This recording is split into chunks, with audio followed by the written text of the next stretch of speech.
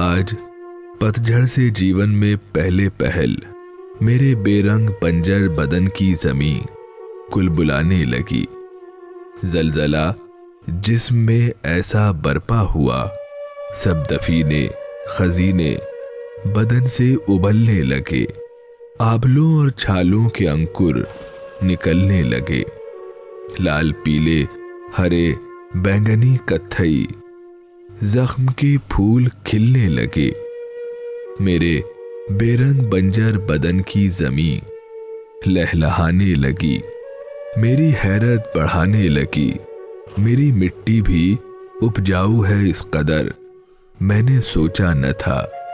एक महीने में जख्मों की 6-7 फसलें कटी। जिंदगी भर की महरूमियों का गिला मिट गया। जिस्म की लहलहाती जमी देखकर मेरा जी खुश हुआ।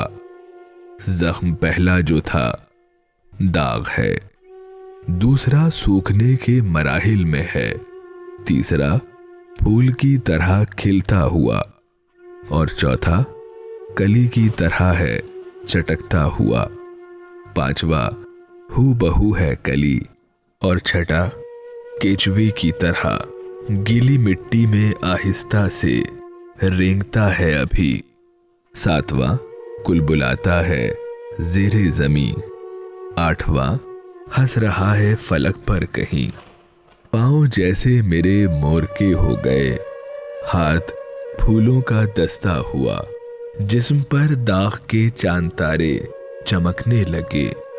ऐ खुदा, इस नवाजिश पे तेरा बहुत शुक्र है, लेकिन अब इस बदन की जमीन आने वाली नई फसल के वास्ते तंग पड़ने लगी। मेरे मालिक, तू अब आबलों की नई फसल को रोक दे या मुझे दूसरा जिस्म दे। आज पतझड़ से जीवन में पहले पहल।